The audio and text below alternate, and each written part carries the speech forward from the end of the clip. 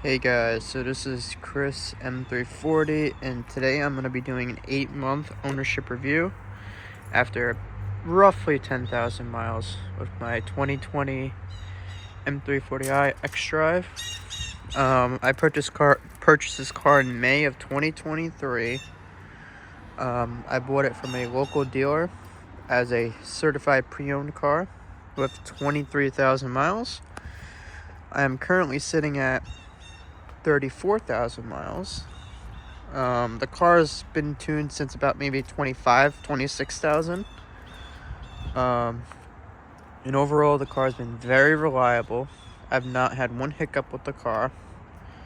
I do my oil changes every 5,000 miles. There really hasn't been any maintenance on the car besides the oil changes. The dealer said that maybe I need tires soon. These are the factory Pirelli run flats. Honestly, if you're gonna buy this car, one of the first things you gotta do is get rid of those tires.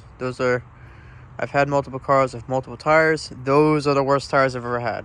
They're loud, they're bumpy, they don't grip well, but they are expensive. Overall, I am satisfied with the car. I did come from an LS platform and an Acura. And this car definitely outperforms both. It's more reliable. It's smoother. It's a very smooth car. It's fast. This car is currently on stage 2 93 MHD. That should be around good for 440 to 460 wheel, depending on fuel quality. It also has an XHP stage 1 tune. Some of you might ask why I'm not on stage 2 or stage 3. That's because for some reason on my car, I don't know what it is, but whenever I run a stage 2 or stage 3 tune on this car, the downshift from 6th to 5th or from 6th to 4th for some reason has a small jolt. And since I daily drive the car, I found that to kind of be a little annoying. I mean, the car drives smooth and all, and it does shift very fast on the stage 3 specifically. Like, upshifts are almost instant. But stage 1, at least, it gives me, it removes the torque limiter, so I can get the full potential out of the vehicle. That was one thing I did found, is I did tune the car on stage 2 first. And I found that it would hit the torque limiters and it would just kind of bog on its face. But, overall, what's done to the car modification-wise is a CTS turbo catless downpipe. As far as exhaust, that is. These carbon fiber quad-tipped exhausts, I got these off eBay. They are genuine carbon fiber. There's an RK Tunes front mount intake, which I installed myself, which actually sounds really great. Like, these things it's amazing, the RK Tunes front mount intake. But it is a pain in the ass. It took like 2.5 hours to install just because you have to remove, like, you have to pull out the bumper, remove the stock intake, cut some shit.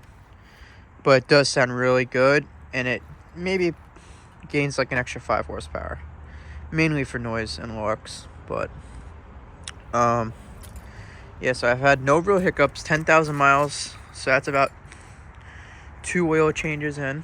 I'm due probably next month for an oil change. Right now we're at 34,000 miles again. I've had like nothing wrong with this car. Like, I had a 2019 RDX, which was in the shop 5 times in 7 months. This car has only seen the shop for routine maintenance. The tech on this car is immaculate. I mean, this thing is just next level with the quality, the smoothness. I mean, if you're in the market for a car, I mean, I overpaid for this car. This car right here, CPO from the dealer was $50,700 at 23,000 miles.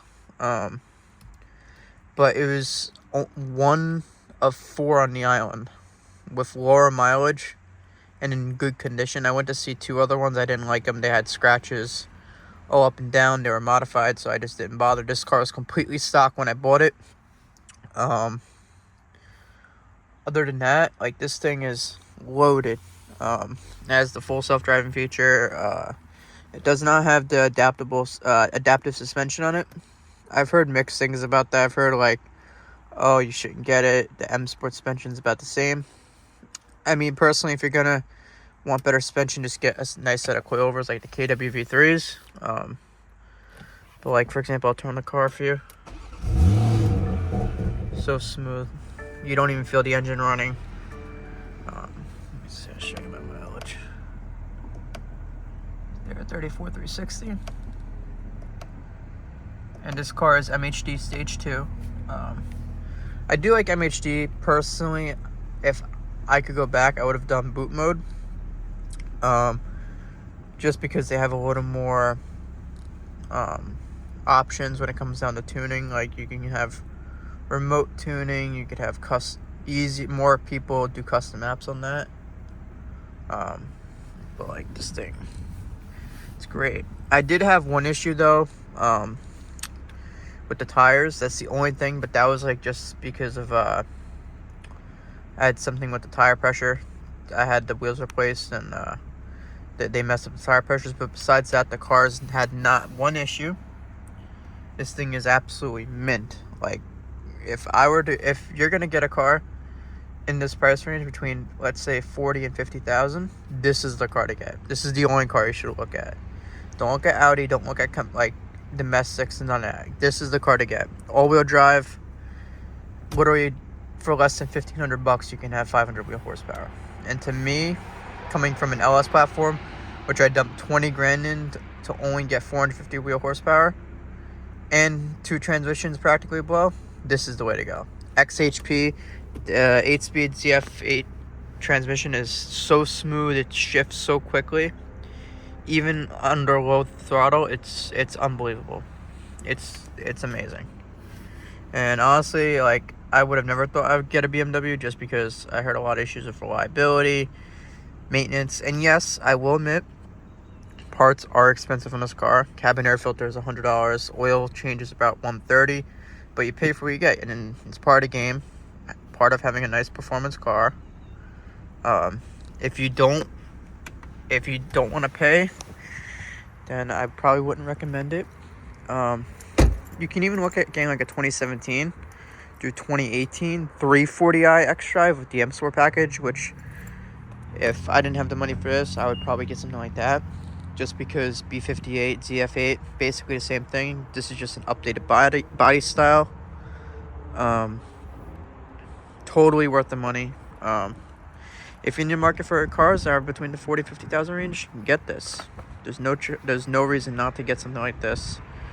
It has everything I've wanted.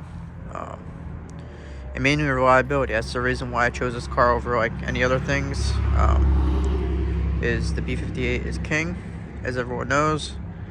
It destroys all the domestics, dollar per dollar.